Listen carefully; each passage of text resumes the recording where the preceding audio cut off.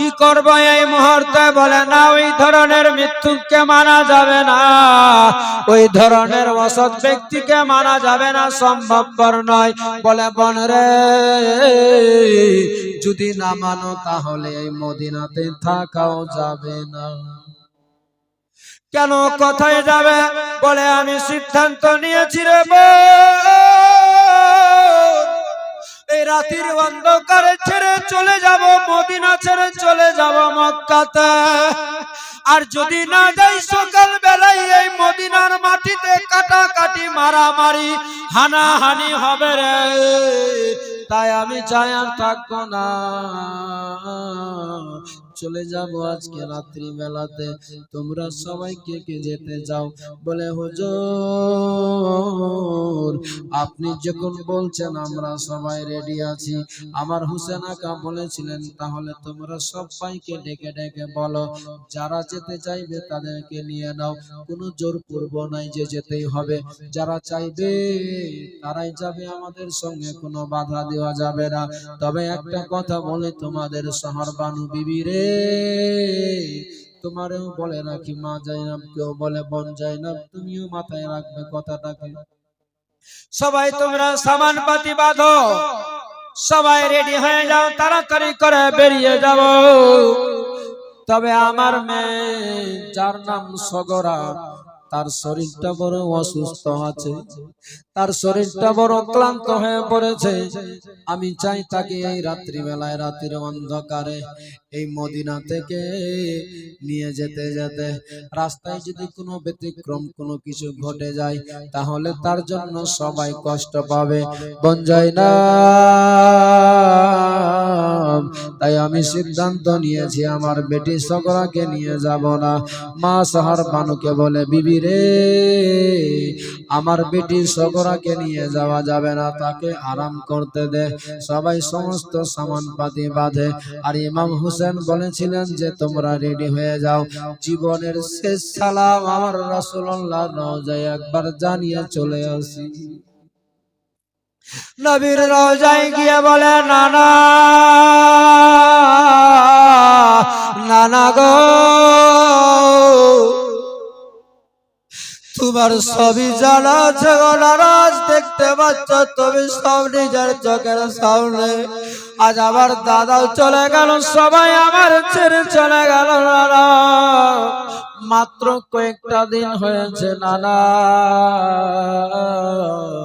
দেখেন না আমারে আবার চিঠি করে দিয়েছে। এখন আমি তাই সিদ্ধান্ত নিলাম নানা গো, আমি চলে যাব সোনার মদিনা ছেড়ে। ওগো নানা, যত দুঃখ বিয়োগ বেদনা সব ভুলে যেতাম আপনার রোজায় আসতে গেলে। যেমনি আপনার রোজার পাশে দাঁড়াতাম আমি, সঙ্গে সঙ্গে সব বিয়োগ বেদনা সব কিছু পেরেশানি দূরে সরে যেত নানা গো। আর আমার নসিবে জুটবে না, আমি আসতে পাবো কি পাবো না। একবার বুকে লাগিয়ে নেন না নানা, একটু আমাকে বুকে লাগিয়ে নেন না নানা। নানা নানা নানা নানা বলতে বলতে চোখটা যেন বন্ধ হয়ে গিয়েছে।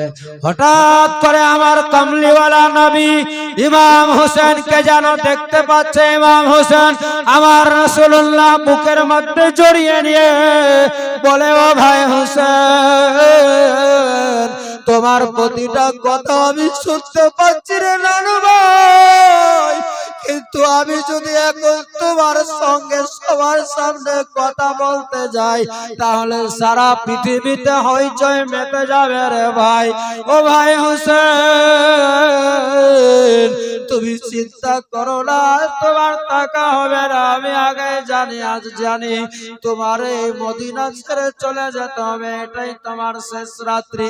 ভাই হোসেন, তুমি যাবে মদিনা ছেড়ে, তবে তুমি চিন্তিত করো না, চিন্তা করো না। যেখানে যাবে তুমি সেখানে তোমার নানাকে পেয়ে যাবে। এ হোসেন, তুমি যাবে মক্কাতে, তোমার নানাকেও সেখানে পাবে।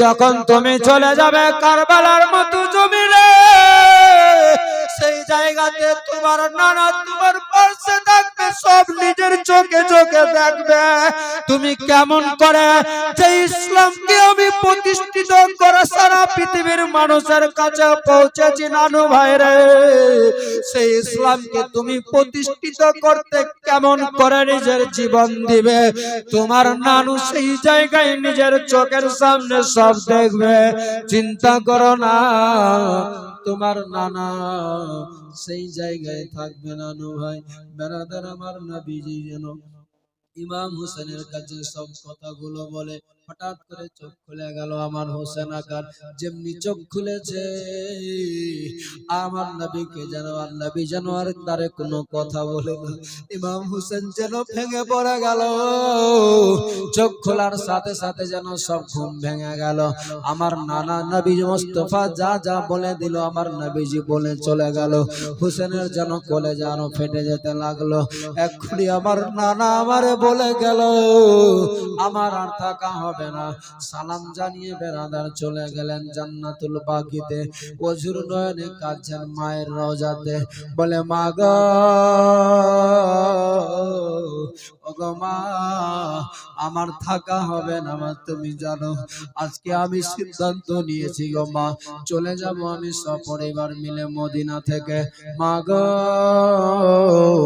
তোমার এই হোসেন যে হোসেনকে কত তুমি বুকে লাগালে কত আদর যত্ন করলে ওগো মা আজকে বড় ইচ্ছা জাগে বড় আমার মন চাই যে তোমার তুমি একটু আমার নিজের আঁচল দিয়ে নিজের মুখটা আমার মুছাবে ওগো মা একটু আমার কোলে নিবে মা গো একটু আজকে আমার বুকে নিতে মা বলতে বলতে আমার হোসেন আকার তন্দ্রা যেন চলে আসে চোখটা বন্ধ হয়ে গিয়েছে মায়ের রওজায় মাথা লাগিয়ে টেক লাগিয়ে যেন চোখটা বন্ধ করেছে আমার না মা ফাতেমা নবীর বেটি ফাতেমা খাতুনে জান্নাতের রওজা যেন হেলে যেতে লাগলো বাবারে মা ফাতেমা খাতুনে জান্নাত ইমাম হোসেনকে বুকের মধ্যে জড়িয়ে ধরে বলে বেটা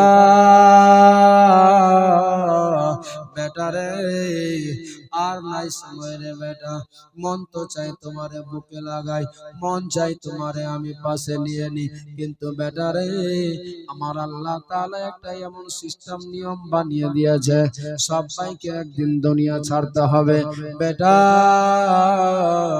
যা যা যা যা সব পরিবার মিলে চলে যা মক্কাতে এটা সফর তোমার শুরু হয়ে গেল জীবনের শেষ সফর হবে বেটারে মদিনায় থেকে যাবে মক্কাতে মক্কা থেকে তুমি আবার চলে যাবে কারবালাতে বেটারে ও আমার কলেজার টুকরা সন্তান তোমার যত চাহনেওয়ালারা আছে কারবালায় গিয়ে সবাই শহীদ হয়ে যাবে তোমার মন যায় না আবার কারবালা থেকে দামেস্কে যাবে দামেস্ক থেকে আবার মদিনায় এসে আবার আমারে জানাবে তোমার বোন যা যা ঘটবে মক্কা থেকে কারবালাতে দামেস্কে সব কথাগুলো তোমার আমার কাছে এসে জানাবে বেটারে যা অসুবিধা নাই আমি আর তোমারে বাধা দিব না বলতে বলতে বলতে বলতে চোখ খুলে গেল ইমাম হাসানের রওজায় আবার চলে গেলেন বলে দাদা তুমি সব জানো গো দাদা আর থাকা হলো না আবার আমি চলে যাচ্ছি এক্ষুনি আমি চলে যাব একবার আমার শেষ সালাম নিয়ে নাও বলে দিয়ে আমার হোসেন আগা বেরিয়ে যাচ্ছেন নানার রওজার সামনে থেকে বলছেন নানাকে সালাম লাহ নানা জান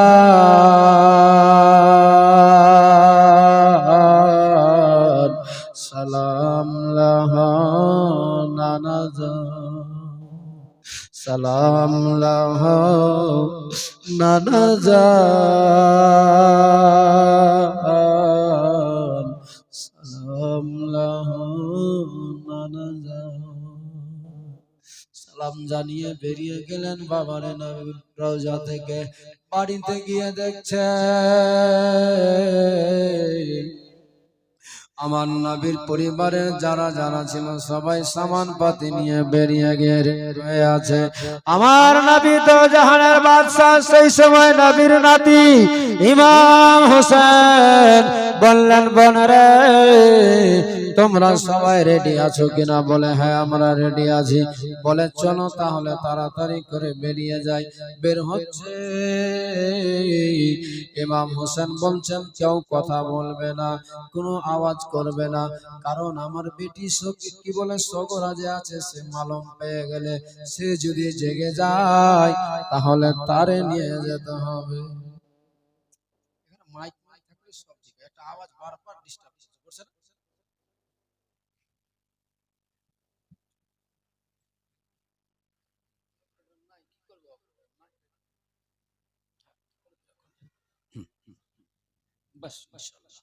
আমার নবীর নওয়াসা বের হচ্ছেন, বলছে তোমরা কেউ কথা বলবে না, চুপচাপ বের হয়ে যাও।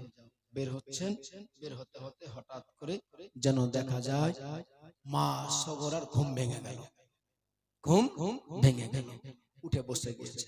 কি ব্যাপার? সবাই যেন হইচই, সামান পাতি মাথায় নিয়ে সব বেরিয়ে যাচ্ছে। ধরো চলো তাড়াতাড়ি করো। মা সগরা সেখানে উঠে বসে গিয়েছে। মা সাহারবানুর নিকটে আঁচল ধরে বলছেন, মা মাগো ওগো মা তোমরা কোথায় যাচ্ছ? এমনি করে কোথায় যাও? কোথায় যাচ্ছ মা? কি ব্যাপার? হঠাৎ করে রাতের আধারে অন্ধকারে আমার হোসেনের স্ত্রী মা সাহারবানু বলেছিলেন, বেটিরে তোমার আব্বার পারমিশন হয়েছে, তোমার আব্বার নির্দেশ আছে, তাই আমরা রাতের অন্ধকারে বেরিয়ে যাচ্ছি রে বেটে। কোথায় যাচ্ছ মা? কোথায়? বলে আমরা মদিনা ছেড়ে চলে যাব মক্কায়। মা গো তোমরা সবাই যাচ্ছ নাকি? বলে হ্যাঁ। আচ্ছা বলো তো আমি কি যাব না? বলে না রে মা তোমার যাওয়া হবে না। কেন মা আমারে নিয়ে যাবে না? বেটি রে তোমার শরীরটা বড় অসুস্থ, জ্বর শরীরে আছে, তাই তোমার আব্বা নিষেধ করেছে যে তোমার যাওয়া হবে না। আমার যেমনি সগরা এই কথা শুনেছে, মা মায়ের আঁচলখানা ধরে যেন অঝর নয়নে কাঁদে। মা গো তোমাদের কি মায়া নাই, দয়া নাই যে তোমরা আজকে একটা মেয়েকে রেখে চলে যাবে সপরিবার মিলে? কেমন করে থাকবো আমি এই জায়গাতে? একটু তোমাদের কি মায়া হচ্ছে না? তোমাদের অন্তরে কি মায়া দয়া নাই? আমি কেমন করে থাকবো গো মা এই মদিনার মতো জায়গাতে, এত বড় বাড়িতে একা পড়ে কেমনি করে থাকবো মা? মা সাহারবানু বলেছিলেন, বেটি আমার মন চাই তোমার সঙ্গে নিয়ে যাই, কিন্তু তোমার আব্বা নিষেধ করে দিয়েছে, যার ফলে তোমার নিয়ে যাওয়া সম্ভব হবে না। বেরাদার মা সগরা বুঝতে পারলেন যে আমার মায়ের হয়তো আর আমার কথা মানবে না। নিজের ফুফুজানের কাছে মা জাইনবের কাছে চলে গেলেন। ফুফুজান, ওগো ফুফুজান, আমার মাকে বললাম যে নাকি তোমরা মিলে সবাই চলে যাচ্ছে। বলে হ্যাঁ রে মা। কোথায় যাবে মা গো? ফুফু গো তোমরা কোথায় যাচ্ছ? কোথায় যাবে? বলে মারে তোমার আব্বা বলেছে আমাদেরকে চলে যেতে হবে। বলে ফুফু জান আচ্ছা বলো তো তোমরা কেমনি যাবে আমাকে রেখে? আমাকে কেন নিয়ে যেতে চাও না? বলে মারে মাথায় হাত বোলাচ্ছে। বলে বেটি রে তোমার শরীরটা অসুস্থ হয়ে গিয়েছে, এই জন্য নিষেধ করেছে তোমার আব্বা, এই জন্য নিয়ে যাওয়া যাবে না।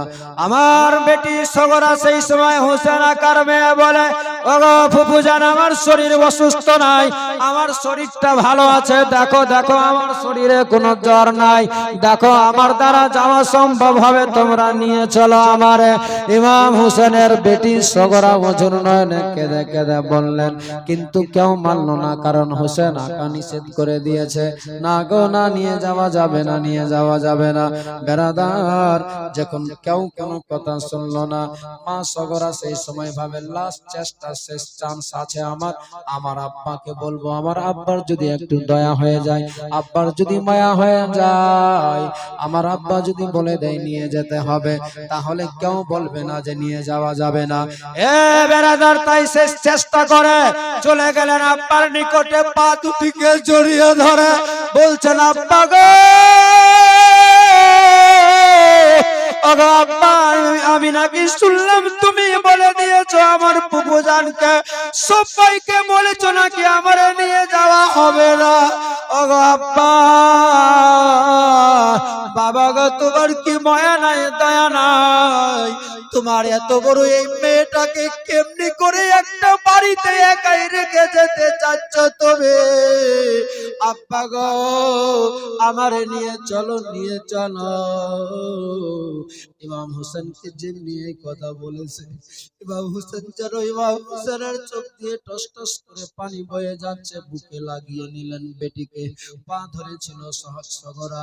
আমার হোসেন হাতটা ধরে বুকের মধ্যে জড়িয়ে বলছেন, বেটি রে, আসলে জানো নে, দেখো আমাদের সঙ্গে ৭৫ জনা প্রায় পরিবার আছে।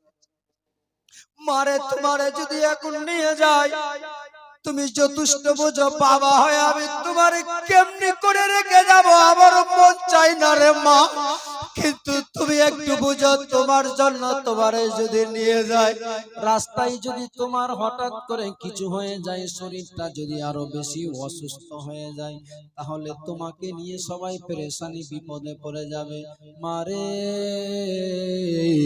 তখন সবাই একই কথা বলবে, হোসেনের মেয়ের জন্য আমরা মুসিবতে পড়লাম, বিপদে পড়ে গেলাম বেটি রে। তাই আমি চাই তুমি থাকো মদিনায়। আমি তোমার আব্বা কথা দিচ্ছি তোমারে, অল্প দিনের মধ্যে তোমারে এসে আমি মদিনা থেকে নিয়ে চলে যাব মক্কাতে। বেরাদার মুসলমান সেই সময় বলেছিলেন, আব্বা তোমরা চলে যাবে সবাই মিলে, আমি কেমনি থাকবো, একা কিভাবে থাকবো বলো? আমার হুসেন আকার কাছে সেই সময় বলেছিলেন, আব্বা যাও যাও, তোমরা যাও, বাধা দিব না। আমি বুঝতে পেরে গেলাম আমার তোমরা কেউ নিয়ে যাবে না আব্বা, তবে একটা কথা বলবো, রাখবে কিনা? আমার হুসেন আকা বলেছিলেন, বল বেটি বল। বুকের মধ্যে জড়িয়ে মাথায় হাত বুলাই আর বলে, বল রে মা, বল বল। কি বলবে মা, বল বল। বলছে, আব্বা আমার আলী আসগার ভাই যে আছে ৬ মাসের বাচ্চাটা, তারে যদি আমাকে দিয়ে যেতে, আমি সেই আলী আসগারকে নিয়ে খেলাধুলা করতাম, আমি সব আমার দুঃখ বেদনা সব আমি ভুলে যেতাম। আব্বা গো, দিবে কি আমারে বলো?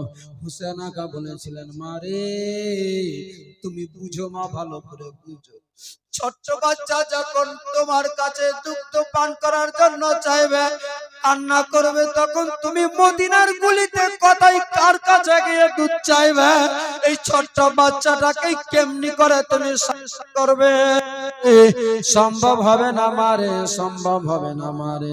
ইমাম হোসেন সেই সময় রীতিমত জানেন, বুঝ মানল, মানতে রাজি নয়। ইমাম হোসেনও তারে বুঝায়, বলে, মারে হবে না, হবে না, রাখা যাবে না ছোট বাচ্চাকে। কথা দিলাম মাত্র ৬ মাস, কয়েকটা দিনের মধ্যে তোমারে নিয়ে যাব। বেরাদার, অনেক লম্বা ইতিহাস শর্ট করে দিলাম। আমার হোসেন আকা যখন বের হতে লাগলেন, সেই সময় লাস্ট বারের মতো বলছেন, আব্বা আর একটা আমার পাওয়া চাওয়া ছিল। কি মারে, কি মা বলো? বলছে, আব্বা তোমরা চলে যাচ্ছে গো আব্বা, আমি তো জানি আমার আর যাওয়া হবে না।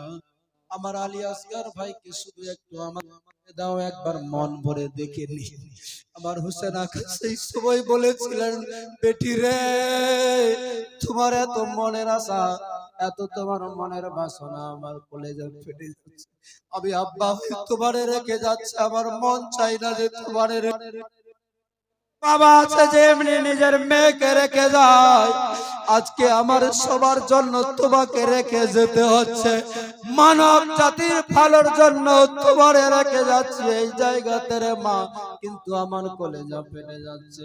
যখন তুমি তোমার ভাইকে দেখতে চাও একবার শেষবারের মতো, নিজের বিবিকে বলে, শহর বানু রে, দে দে আমার বেটিটাকে, একবার সগরাগ হাতে আমার আলী আসগরকে তুলে দে। দেখার বড় মন চেয়েছে, দেখার বড় ইচ্ছা চাই ছোট বাচ্চাকে।